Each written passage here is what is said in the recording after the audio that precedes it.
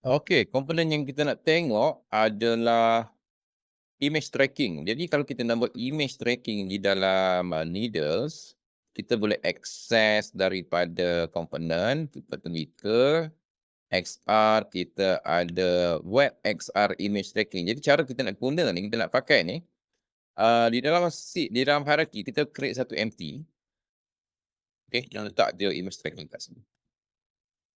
Image tracker, okey. Alright. Kemudian kita apply pada ni lah, kita masukkan komponen tadi pada dia, iaitu image tracking. Okay, dekat sini, kita ada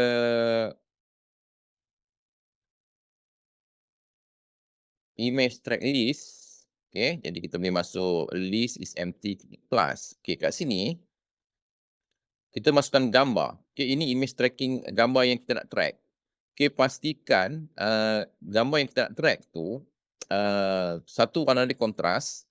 Kemudian ini adalah saiz image yang kita nak track tu. Ini dalam meter, jadi 0.2 ni lebih kurang 20 sentimeter lah. Okay. Dalam sentimeter lah. Jadi kita buat macam ni lah. Jadi kalau benda tu kecil, bergantung kepada gambar yang anda track tu, anda key in dia punya width, dia punya lebar dia kat sini. Ini adalah objek yang anda nak keluar bila dia track. Contoh bila saya nak keluarkan silinder ni. Jadi saya prefabkan silinder dulu. Saya buang daripada hierarchy sebab kita tak nak dia dalam scene kan. Baru saya masukkan dekat sini. Okey, jadi gambar apa yang anda masukkan kat sini, bila dia track, dia akan keluar. Okey, simple macam tu je.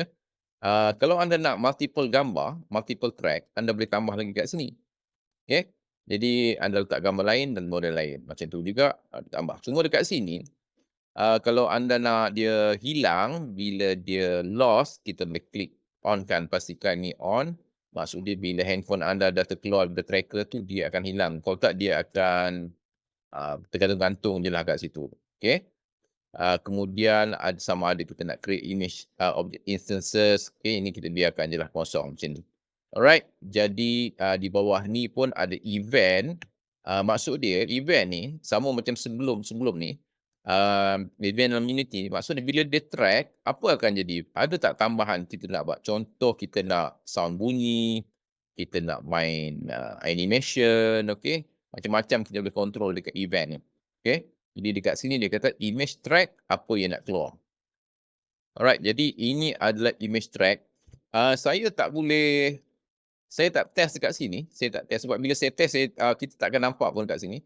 Sebab benda ni kena test di dalam phone. Okay. Jadi kita scan. Right. Klik QR ni, kita scan dan kita boleh test dekat phone lah. Jadi pastikan kita ada gambar yang kita nak track tu lah. Okay. Jadi itu saja proses yang cara proses kita nak guna untuk image tracking. Untuk plan tracking, default kita dah ada plan tracking sebab kita dah ada web session XR ni.